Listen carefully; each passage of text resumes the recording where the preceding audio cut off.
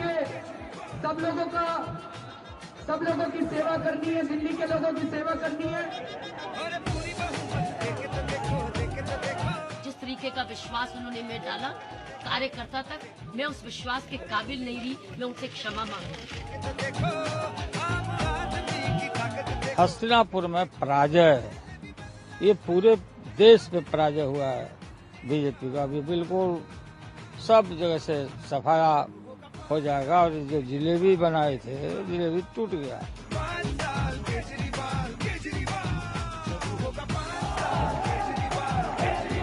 आम आदमी जीता, नेता हारा।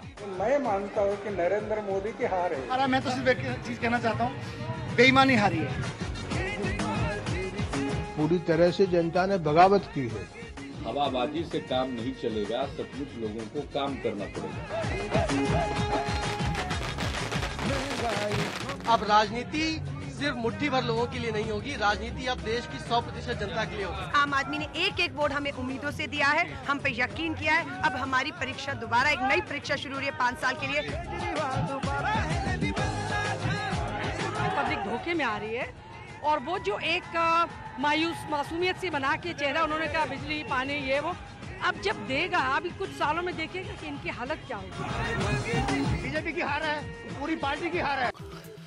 तो हर जगह आज के दिन होना भी चाहिए 5 साल केजरीवाल, ये गाना है। हर पार्टी अपना अपना कैंपेन बनाती है चुनावी, तो ये केजरीवाल साहब के लिए बना। बड़े गंभीर सवाल उठ रहे हैं, ज्यादा सवाल स्वाभाविक है भारतीय जनता पार्टी के लिए है। मैं सुबह से उनके प्रवक्ताओं की अलग अलग दलीलें सुन रहा था टेलीविजन पर, और कई सारी बड़ी हास्यास्पद लगती हैं, क्योंकि सियासत में हार जीत होती है। ये वोट प्रतिशत ये और वोट प्रतिशत वो अच्छा है आकलन करना, हम लोग जर्नलिस्ट भी ये करते हैं, लेकिन हार जीत होती है। 70 में से 67 सीट है अरविंद केजरीवाल और उनकी आम आदमी पार्टी के पास। 3 सीटें हैं बीजेपी के पास। सुबह से अचंभित तरीके से ये कमाल की जीत के आंकड़े आप देख रहे हैं आम आदमी पार्टी के। सबसे पहले मैं आपको आज के अपने पैनल से मिलाऊंगा, उसके बाद मैं 2-3 बातें रखूंगा। एक 1 फरवरी का इंटरव्यू है अमित शाह जी का, और उसका मैं जिक्र करूंगा। मनोज मिश्रा साहब हमारे साथ, जो कि मेट्रो एडिटर है जनसत्ता के, वर्षों से सियासत देखते आ रहे हैं दिल्ली की। आशुतोष हैं, जो कि इस बड़ी विक्टोरियस जीतशुदा आम आदमी पार्टी को रिप्रेजेंट कर रहे हैं इस पैनल में।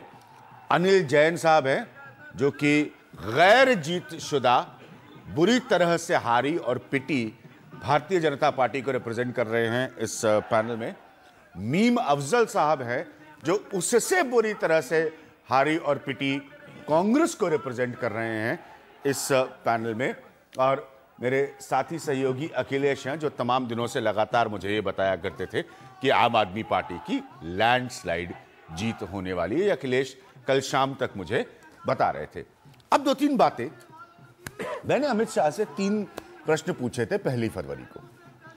एक उसमें से बड़ा सीधा सवाल था कि क्या किरण बेदी का शो फ्लॉप शो रहा है। इन सब के अंश दिखाऊंगा, सिर्फ आपको बता रहा हूं अभी।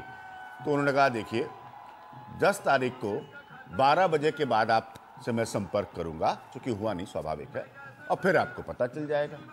दूसरा प्रश्न मैंने उनसे पूछा क्या अच्छे दिन आ गए हैं, तो उन्होंने कहा विज्ञान जी आप और राहुल गांधी आइवरी टावर में रह रहे हैं, अगर आपको पता नहीं चल रहा है कि अच्छे दिन आ गए हैं, क्योंकि मध्य वर्ग का वोट तो बीजेपी को मिला नहीं इस दिल्ली के चुनाव में। और तीसरा प्रश्न मैंने अमित शाह जी से ये पूछा था कि क्या दिल्ली के चुनाव में हार या जीत का रिफ्लेक्शन नरेंद्र मोदी पर होगा।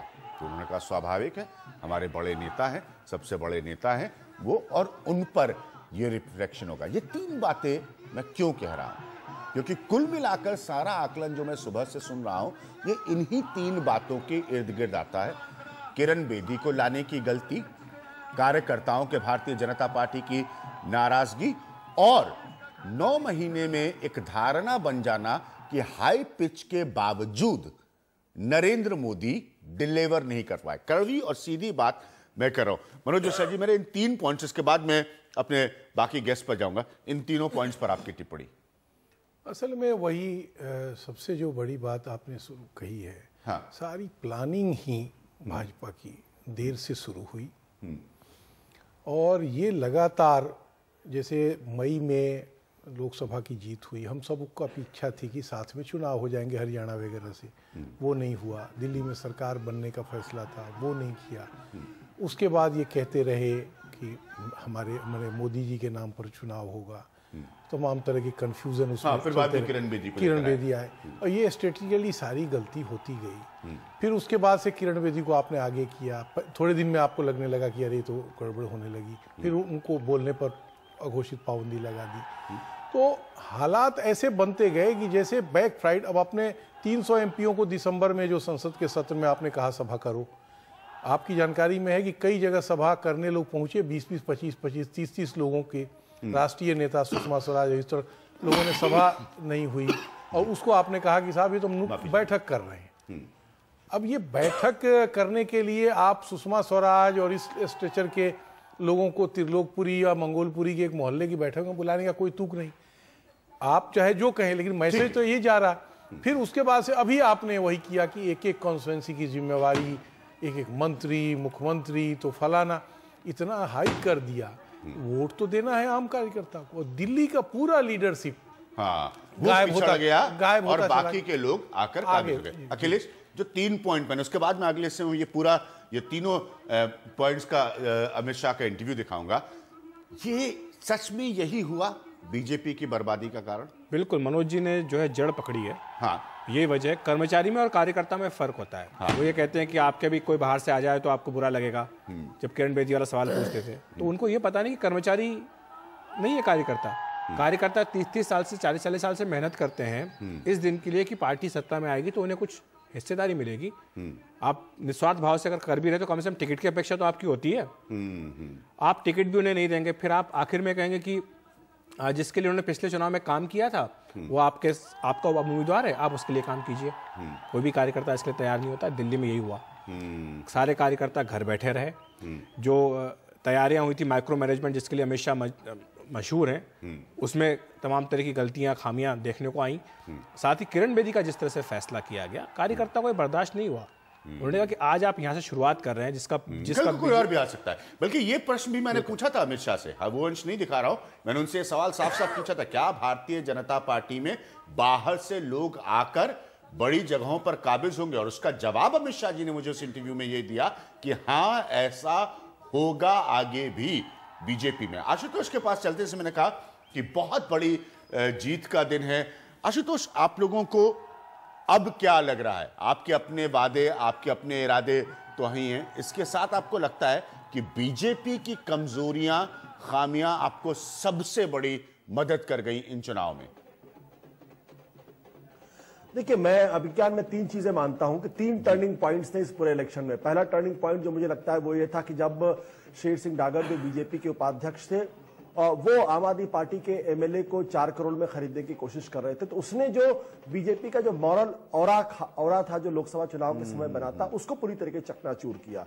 दूसरी बात, जब बीजेपी के लोग कहते थे कि नरेंद्र मोदी जी दिल्ली के अंदर आएंगे और पूरा का पूरा समा पलट जाएगा, पूरा का पूरा माहौल बदल जाएगा, और जब रामलीला मैदान में वो आए और उस वक्त कुछ उस तरीके की हलचल नजर नहीं आई, तो एक जो मिथ था वो टूटा। और हमारे कार्यकर्ताओं के अंदर हमारे साथ कार्यक्रम में कहा, माफ करिएगा, अखिलेश ने कहा भी था कि लोग मोदी की रैलियों में पीछे के हिस्से से उठकर जा रहे हैं। अम्बेडकर नगर की रैली में, सॉरी अखिलेश ने, आप दोनों के नाम में कंफ्यूज हो रहा हूं, माफी चाहूंगा, दोनों हमारे पुराने जानने वाले हैं। हाँ आशुतोष प्लीज। और तीसरा जो था कि हमने जो दिल्ली डायलॉग का जो एक बड़ा इनोवेटिव सा कॉन्सेप्ट लेकर आए, क्योंकि हम लोगों ने तय कर लिया था करीब 3 से 4 महीने पहले कि हम दिल्ली के चुनाव के दौरान हमारे ऊपर जो आरोप लगता है कि हम लोग धरना करते, एजिटेशन करते हैं, हम इस परसेप्शन को बदलने का काम करेंगे और हम दिल्ली के बीच में सकारात्मक प्रचार करेंगे। हम दिल्ली को डेवलप कैसे करना है इसका ब्लूप्रिंट रखेंगे, हम जो गवर्नेंस का ब्लूप्रिंट रखेंगे, उस पर हम लोगों ने बहुत जबरदस्त तरीके से काम किया। 3 महीने तक हम लोगों के बीच में जाते रहे, हमारे मुद्दे क्या होंगे, हम उन मुद्दों को लोगों के बीच में कैसे इंप्लीमेंट करेंगे, इन सब चीजों के बारे में चर्चा करते तो लोगों के बीच में। और उधर से बीजेपी की तरफ से लगातार हम पर हमले होते रहे, बड़े कटु और बड़े आक्रामक हमले हुए, न जाने किन किन शब्दों का इस्तेमाल किया गया। यहाँ तक कि प्रधानमंत्री पद की कुर्सी में बैठे हुए लोगों ने जब हम पर हमला किया तो एक परसेप्शन ये बना कि यार ये लोग तो सकारात्मक बात कर रहे हैं, लेकिन इन पर इतने हमले क्यों किए जा रहे हैं। मेरी नजर में ये 3 टर्निंग पॉइंट्स है जिनकी वजह से हमको काफी फायदा मिला, और अंत में वो जो पूरी की पूरी सहानुभूति हमारे साथ गई वो कहीं ना कहीं लहर में तब्दील होती चली गई। हालांकि हमें भी इस बात की उम्मीद नहीं थी कि हमको 67 सीटें मिल जाएंगी। मैं व्यक्तिगत तौर पर सोच रहा था कि 42 से 45 के बीच हमको सीटें मिलेंगी। सरकार बनाने के बारे में ऑनेस्ट स्टेटमेंट आपने दिया आशुतोष की, 42 से 45 सीटें मिलेंगी। आप भी नहीं उम्मीद कर रहे थे, हालांकि इतनी बड़ी जीत के बाद नेता इस तरह की बात स्वीकारते नहीं है, संभवतः इसलिए क्योंकि आप पत्रकार रहे हैं, तो इसलिए आप थोड़ा अलग भाषा बोल रहे हैं। वरना नेता तो तुरंत कहते कि हाँ हम तो 75 का अनुमान लगाकर बैठे थे, 67 आ गई। तो अनिल जैन, 3 पॉइंट्स जो आशुतोष ने रखे, पहला ये कि आप लोग उन पर आक्रामक होते हुए नेगेटिव हो गए, नकारात्मक हो गए, जो एक सहानुभूति में तब्दील हुआ। दूसरा, मोदी माहौल बना देंगे, ये आपके लिए क्लिक नहीं किया।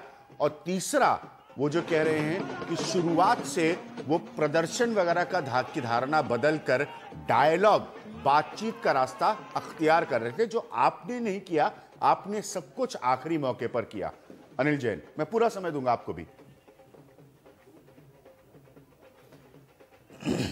देखिए, मैं पहले तो आशुतोष जी को आम आदमी पार्टी की इस लैंडस्लाइड विक्ट्री के लिए बहुत बहुत बधाई देता हूं, और पूरी नम्रता के साथ और पूरी जिम्मेदारी के साथ इस बात को स्वीकार करता हूं कि हमारी गलतियां नहीं, हमारी चूक हुई।